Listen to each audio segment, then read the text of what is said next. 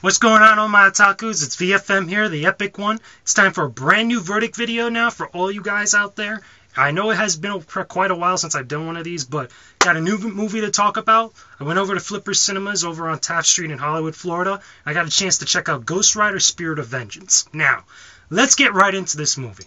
Let's be honest. The first Ghost Rider movie pretty much sucked. A lot of people had problems with Nicolas Cage playing the title role of Johnny Blaze. Most of the story elements were kind of not really there. So, pretty much everybody thought that this Ghost Rider sequel was doomed to fail. I myself included, because I was really skeptical, tongue twisted, about how this movie was actually going to end up. So, anyway, I went and I checked out the movie on its midnight showing, and here's what went down. Basically, Ghost Rider 2, or Ghost Rider Spirit of Vengeance, is the sequel to the original.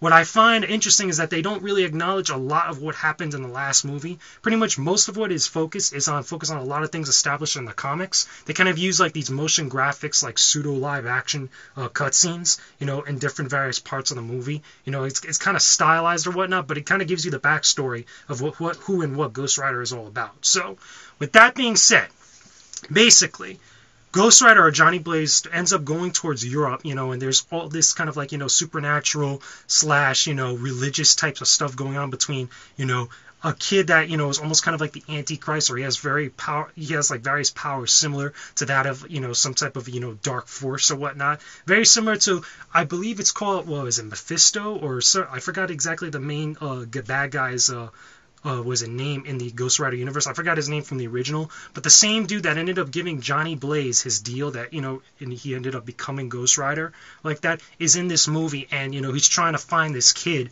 in order to transfer over his soul into his body so he could be able to live longer and use his powers at will. So, over the course of everything goes on, you run into all these kind of like secret society of warrior priests and stuff, all these like crazy, hunters, and mercenaries and things that go on. A whole bunch of stuff happens. What is one thing to take out of it, though, is that there's so much stuff going on. Most of the stuff that happens, you don't really too much care about. There was very little instances where I found myself where I would like turn away from the movie and look back at it and be totally lost of what's going on, because really there's not a lot of stuff that's like of any significance for the most part. Which is one of the things I thought that they were going to finally do with Ghost Rider. Take a little bit much more seriously, much more better handling of the character than the last movie, and they kind of failed on that part. With that being said, though, what I will say, though, is that this movie is a lot darker. It has a much more of a sick and twisted sense of humor, unlike in the original movie. What I mean by that is this: a lot of like different types of horror, type of like characteristics of classical horror movies, or like even much more contemporary horror movies. Like, for example, if you ever seen like a monster movie or whatnot, when the monster, somebody's looking at the monster and all of a sudden he like zigzags like back and forth and he goes right up into the person's face. Ghost Rider actually does that in this movie, where I believe one of the guys had a bazooka and he was trying to shoot him, one of the mercenaries, and Ghost Rider did that right before he got the bazooka shot off. So I noticed things like that. What I also noticed is that, with those kind of like motion graphic scenes, they throw them here and there in like various different spots, and it's a very, they do it in a way where it kind of like makes it seem like the movie's got like ADD, like it has spasms almost, where there's a scene, all spoilers, trying to avoid any spoilers ahead. There's a scene where Nicolas Cage or Johnny Blaze goes to a particular spot, and all of a sudden he just starts having like these spasms of like whatever's going on there in a particular story. When you watch the movie, you'll see exactly what I'm talking about, but it involves Nick Cage on the ground like completely spazzing out and just going all crazy and stuff, and like the whole camera's getting all shaky. It looks a little weird and spasmodic. Let me put it that way. But besides that, okay, overall, the CG I thought was really well done. There are some scenes where Ghost Rider actually takes control of other vehicles, and they kind of change into like, how his motorcycle ends up like getting those like flaming wheels or whatnot.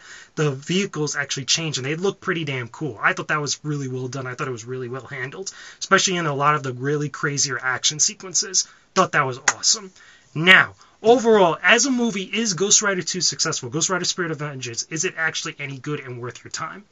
If you're a fan of the Marvel Universe and you like the character of Ghost Rider, I suggest you could see it. You might not, it's not like immediately drop your money down right now and run out to the theaters to go see it, but it is a pretty decent movie for the character. Is it any more successful than the original movie? It does certain things that are much better than what the original movie had established. However, I still think that Ghost Rider still has a long way to go before he actually gets that movie that really is for him. They have the dark and sick, twisted humor. They have the action sequences. However, there are still like little things here and there that I still think need to be worked on, involving the story, involving the plot, involving some characters.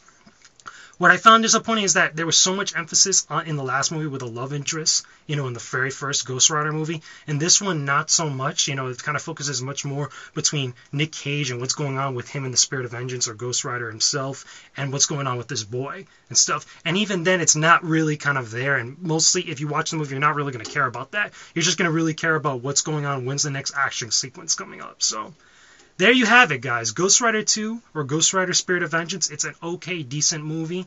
If you like Ghost Rider, then check it out. If not, you could stay away and you won't be missing anything. But that's just my opinion, guys. Leave your comments and video responses. I don't mind. Just keep it civil. Let me know what you guys think of Ghost Rider Spirit of Vengeance. If you saw it already, if you liked it or hated it, or if this review helped you out and avoided you from going to actually see the movie. So put it in the comment section below, and I'll talk to you guys again soon. So I'm VFM, the Epic One. This has been a brand new verdict video. Peace out. Stay epic, everybody. Talk to you soon.